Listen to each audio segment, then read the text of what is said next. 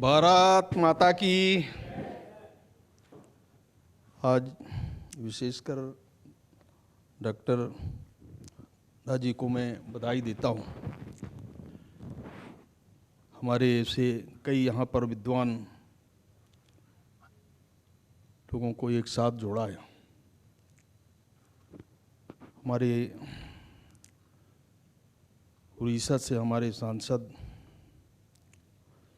पाणिग्राही जी, हमारे महेश कश्यप जी सांसद बस्तर, जिनने अपनी पीड़ा भी व्यक्त किया और अनुभव भी बताया। ऐसे महेश कश्यप जी हमारे नेपाल से चल कर के यहाँ आए हैं। हमारे शास्त्री जी, हमारे सुने बलराज जी, और यहाँ पर हमारे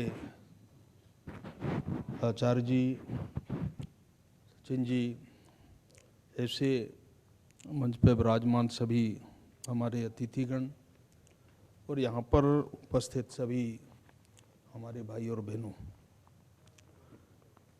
हमारे इससे विकसित भारत प्रधानमंत्री जी की जो कल्पना है, वास्तव में मैंने सार्वजनिक जीवन में मेरा ये लगभग 40 साल से सार्वजनिक क्षेत्र में काम कर रहा हूँ। मैंने इस भारत को, मध्य प्रदेश को, जिस छत्तीसगढ़ के बारे में, बस्तर के बारे में अभी महेश जी ने शेयर किया, पूरे देश में जब हम लोग सार्वजनिक जीवन में काम करना प्रारंभ किया, उस समय भारत के बारे में, भारत के लोगों के बारे में उस समय क्या सोच रही होगी, आज मैं अनुभव करता हूँ।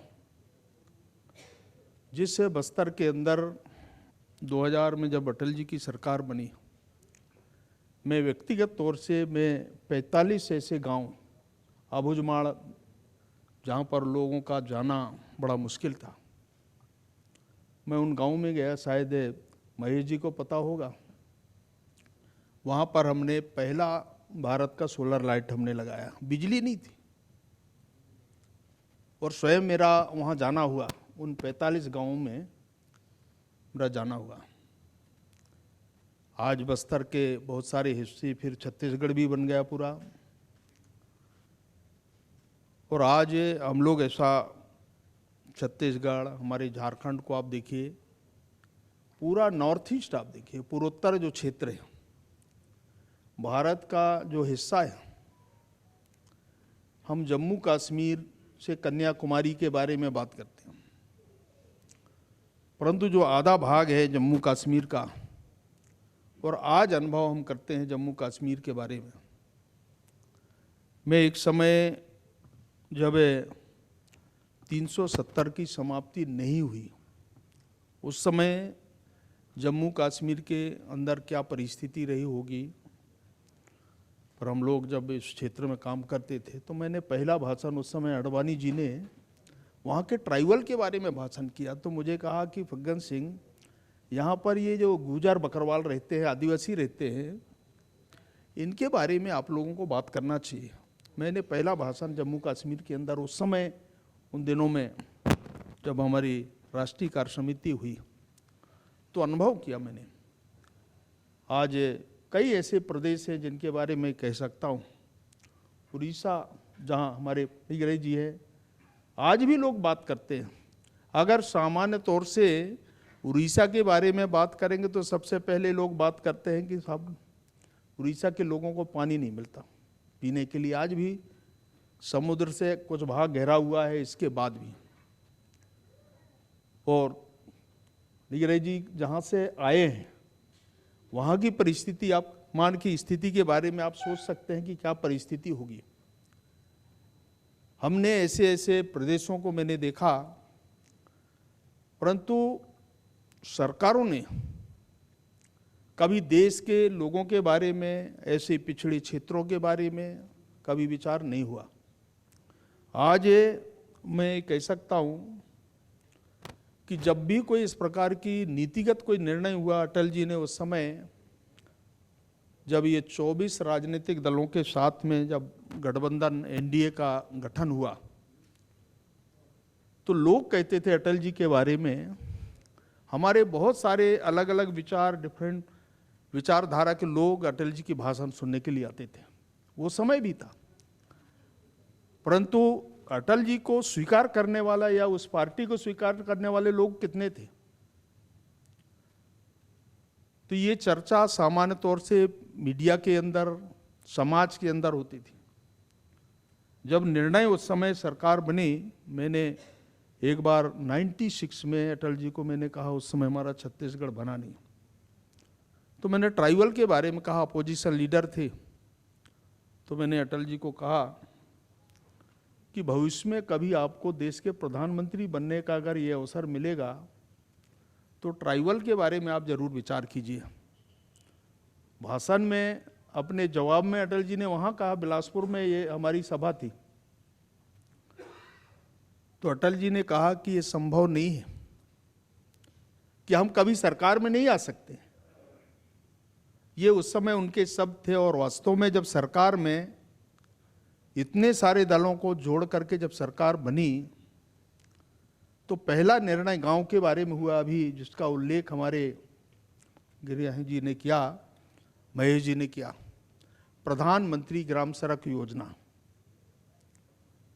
ये देश का एक इतिहास और गांव के बारे में, ट्राइबल मिनिस्ट्री, पूर्वोत्तर के बारे में डोनर मिनिस्ट्री और प्रधानमंत्री सड़क, और चौथा काम उनने आईटी के क्षेत्र में किया। ये जो आज है आईटी का जितना विस्तार हुआ है भारत के अंदर, ये अटल जी और उस समय हमारे प्रमोद जी थे। आज देखिए, अगर 140 करोड़ लोग हैं तो आज 120 करोड़ लोगों के हाथ में मोबाइल है।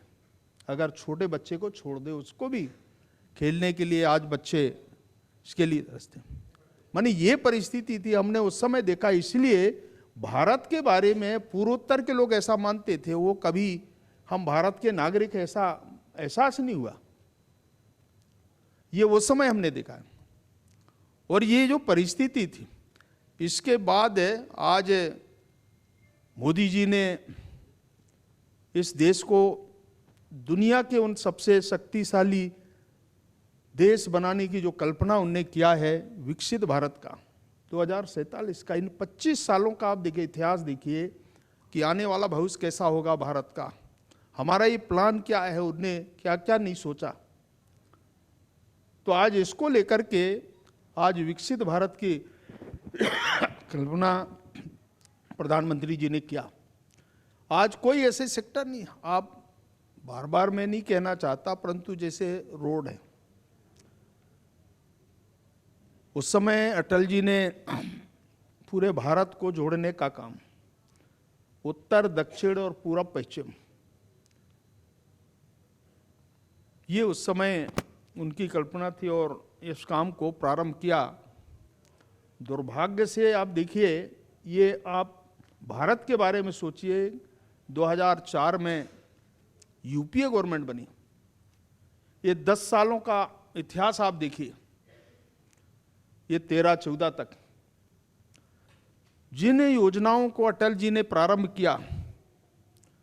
देखिए, हम लोगों को बोलते थे कांग्रेस के लोग उस जमाने में, जब प्रधानमंत्री सड़क योजना जब पहली बार लॉन्च हुआ, तो अटल जी कहते थे संभव कैसे होगा, पैसे कहाँ से लाओगे, इतने देश के इन ग्रामीण क्षेत्रों को आप कहाँ से ग्रांट दोगे, कैसा संभव होगा। आप देखिए, ये जो परिवर्तन हुआ है, मैंने देखा सरकार में हिस्सा होने के नाते हमने वो समय देखा है, और आज इन 10 सालों का इतिहास आप देखिए, वो भी मैंने देखा है। आप लोगों में से बहुत लोगों को पता होगा कि क्या परिस्थिति थी। सरकार में आने के बाद यूपीए ने सबसे पहला अगर कोई काम नुकसान अगर भारत के अंदर किया, तो प्रधानमंत्री सड़क योजना को सबसे पहले बंद किया। ये इतिहास कहता है। प्रेशर पब्लिक का आया, फिर उनने कच्चा रोड बनाने का फैसला किया। दूसरे टाइम में जब सरकार बनी तो थोड़ा आगे बढ़े, नहीं 10 साल में हम और आगे बढ़ सकते थे। ये जो हमारे राजनीतिक लोगों का इतिहास देखिए, और इसलिए आज जो भी है, नरेंद्र मोदी जी की इच्छा शक्ति आप देखिए कि आज हर सेक्टर में, आज रोड आप देखिए, कनेक्टिविटी, रेलवे के मामले में देखिए, एयरपोर्ट के मामले में देखिए, सारे बंदरगाह आप देखिए, पूरे इस सेक्टर को अगर देश को आगे बढ़ाना है तो हमारे लिए सबसे पहले इंफ्रास्ट्रक्चर को मजबूत करना पड़ेगा। और हमने हर सेक्टर को आगे बढ़ाया, और इसलिए आज गर्व के साथ कह सकते हैं कि हम आगे बढ़ेंगे। ये जो गति शक्ति, बहुत लोग बात करते हैं कि गति शक्ति है क्या, ये जो भारत की ताकत है इसको पहचानने की जरूरत है। और इसलिए हर क्षेत्र में आज जो काम हुए, इसके लिए धन, मैंने वो समय भी देखा, आप लोगों को पता होगा कि अटल जी के समय जब ये परमाणु परीक्षण हुआ तो अमेरिका और भारत की क्या स्थिति थी। अटल जी ने उस समय कहा, ये जो एग्रीमेंट हुआ था अमेरिका और भारत के साथ में, आर्थिक समझौता, अमेरिका ने उस समय विड्रॉ किया था। अटल जी ने कहा कि आप विड्रॉ करेंगे पर हम समझौता नहीं करेंगे, झुकेंगे नहीं। ये भारत की ताकत को पहचानना पड़ेगा दुनिया के लोगों को।